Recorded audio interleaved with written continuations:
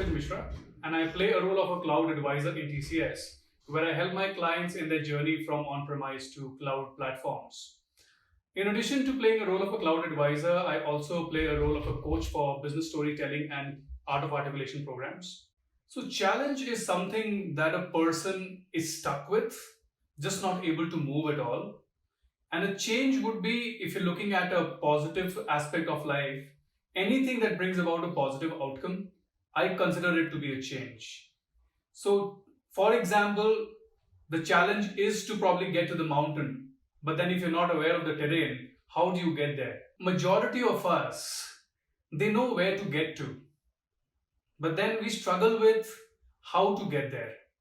So if we're talking about purpose and passion, right? So we passionate person knows, okay, I need to do this.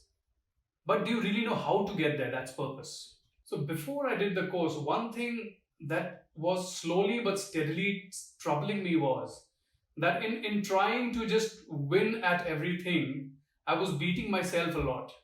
I was just being unrealistic with myself and quite critical about myself as well.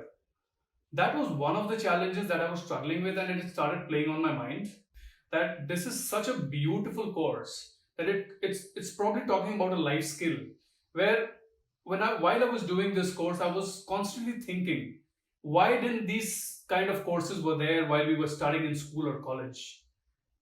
It's probably a life skill course which can be added to schools and colleges. The biggest takeaway for me personally was that before this course, I was a guy when he would probably not do well at something, be very critical about himself, uh, maybe beat yourself down.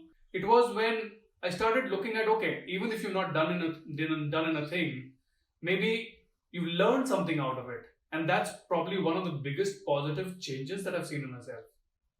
This course is quite aligned to what Ray Dalio says: pain plus reflection is progress. I was never a person who took his health quite seriously, and obviously a person who used to look at maybe why would I not do well and just be critical about yourself. So started looking at things far more positively than I did earlier to this course, and obviously being a part of the forum that I am, that also helps a lot.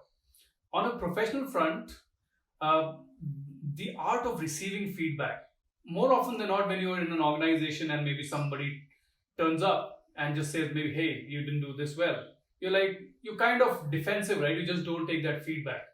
But that whole lapsa model, while you're doing the feedback, where you listen, you acknowledge, you probe, you summarize, and then you act on the feedback, I think that has brought about a lot of changes. And then when you're done with the feedback, it's like you validate the feedback, right?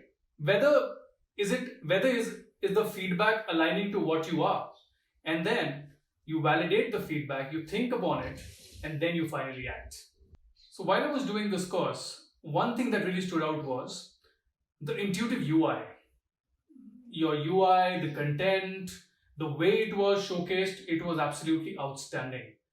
But on to top of that, the speakers and the faculty during the course. So Ankur Wariku being one of them, and a lot more other speakers, they brought their personal stories, right?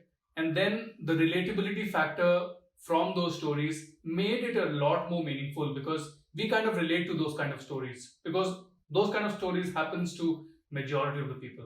So your speakers, the faculty, the intuitive UI, the content, everything was a standout. And above all, it's a life skill that should be taught right from schools to colleges to institutions. So I reskilled, upskilled, and I'm fitter, and I beat 2020 by doing these three things.